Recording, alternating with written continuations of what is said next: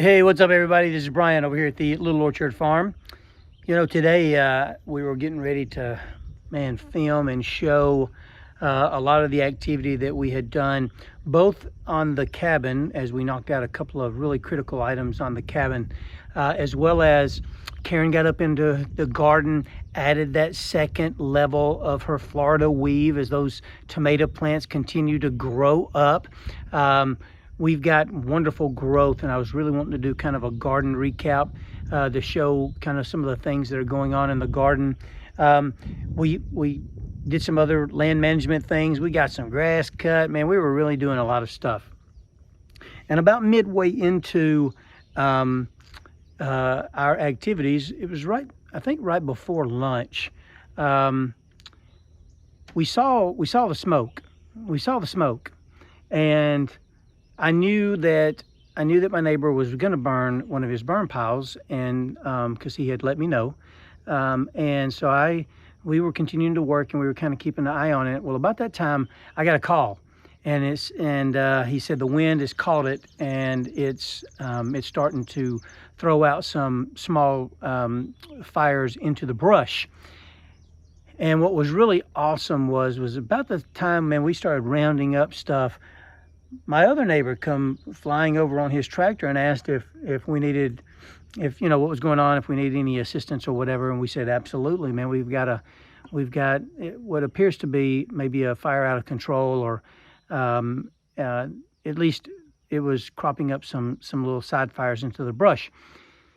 And so we packed up the RTV, and my neighbor, Karen grabbed the tractor, and man, we raced over. And sure enough, the fire had jumped over into the tree line. And here's just a shot of what all happened essentially. And as I show this clip, you can see that there's a ton of folks there. Neighbors from all over came. They dropped what they were doing. They came because the call was made that there was a need, and as you can see, the fire is burned down considerably. It was a lot higher, but I think I just wanted to maybe just speak just for a few minutes on that. And I've talked about this before, is that relationships are incredibly important. We spend a lot of our time trying to figure out how to isolate ourselves. We're putting up fencing. We're going to put up a gate.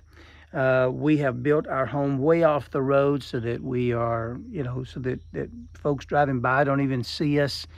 I mean, we've, and I think as a society, we've gone from the front porch to the back porch. I remember living in our old house in our neighborhood. Most of our time was spent kind of secluded in the back in our little kitchen area, our little outdoor grill area, where we had flowers, and it was just a really peaceful, serene kind of a deal. And I think we missed out. I think we missed out on a lot of blessings because we had folks in the neighborhood that would walk, and I think we missed creating those relationships, those valuable touch points that, provide a very special feeling of need and of being needed. And this was a great example of that. My neighbors were so thankful. They were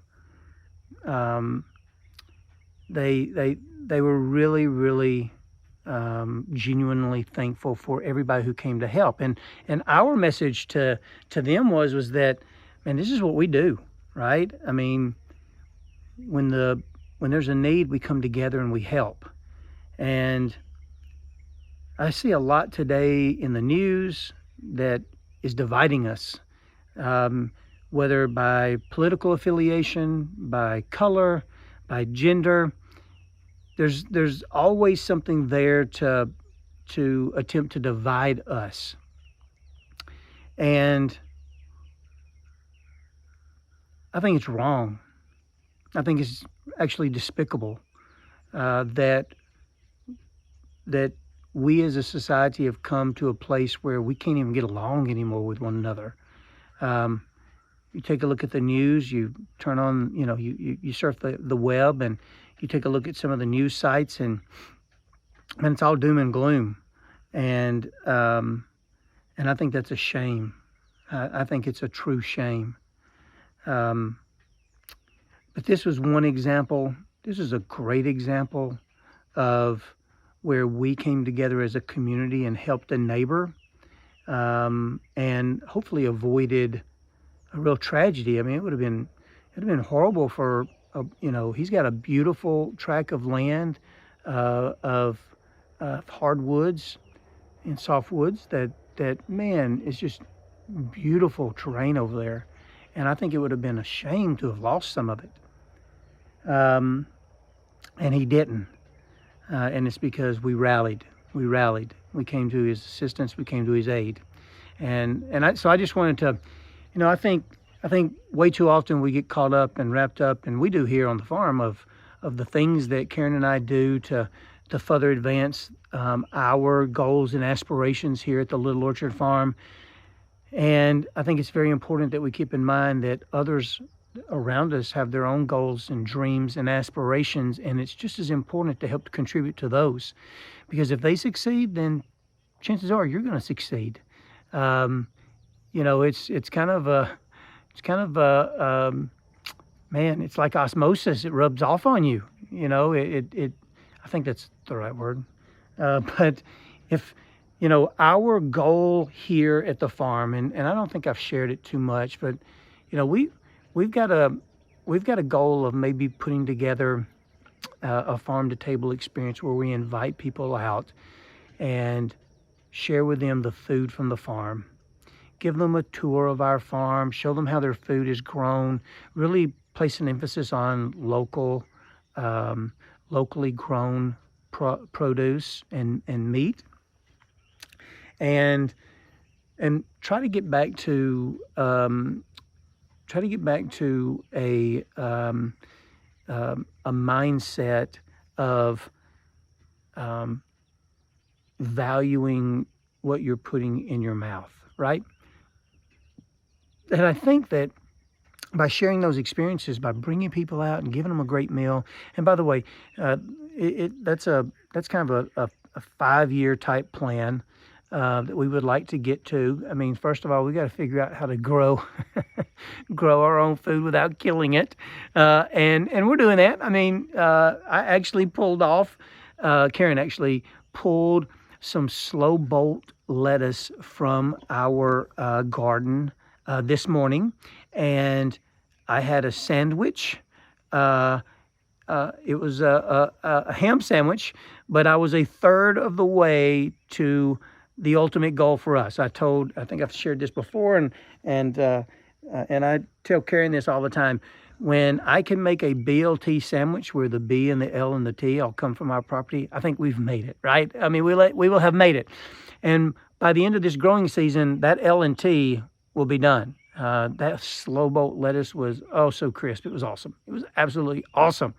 And you could taste it. I told Karen, I'm like, this is the first time I've tasted lettuce in a long time, because the stuff you get at the grocery store, it's just like a little chewy water nugget or something. I mean, like, it's not lettuce. And so the slow bolt was just unbelievable.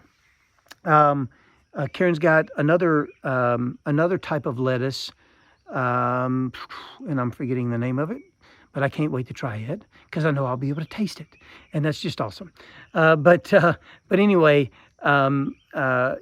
that's kind of our goal, is to invite people out and share what God has blessed us with, and for us to continue to craft those relationships. And when I was telling you earlier about when your neighbors succeed, then you succeed. Well, if your neighbors are growing their own meat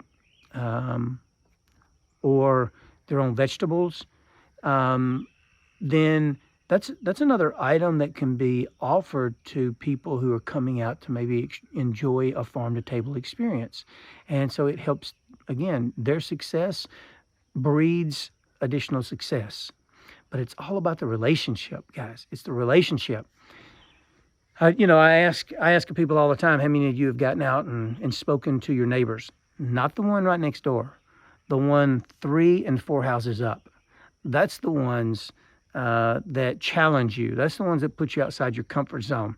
And we're incredibly blessed because the folks that are steading around here, and our closest neighbor is about 8 acres, 10 acres that direction. And across the way, probably 15, 20 acres yonder ways. It's, we don't have someone right next door. But we have made it a point to engage, get to know, and have come to love them. We've got wonderful neighbors on all sides of us. And that was a great example of today, coming together as a local community and addressing a need that one of our neighbors had. And we do it because we love them. We don't do it for retribution or for something in return. We didn't do it for money. We didn't do it for whatever. We did it because we love them. Relationships. Now for the kicker of the story, the funny part. So as we really de-escalated what could have been a pretty critical thing if that fire had spread into the tree row. The funny part is that the neighbor said he had 2 things he wanted to do. And this is where I think we as homesteaders underestimate the value of our planning activities, because we get out. What are you doing? Is it over you? Yeah.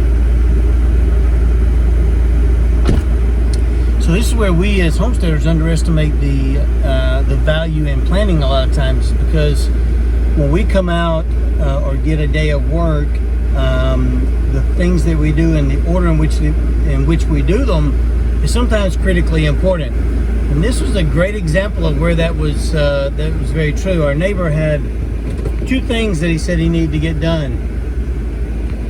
He needed to get one of his burn piles burned up, and he needed to fix the water well. The pump on the water well. That gets the water too. And so when we get over there, we got all of our buckets, and he's nodding his head like it ain't working.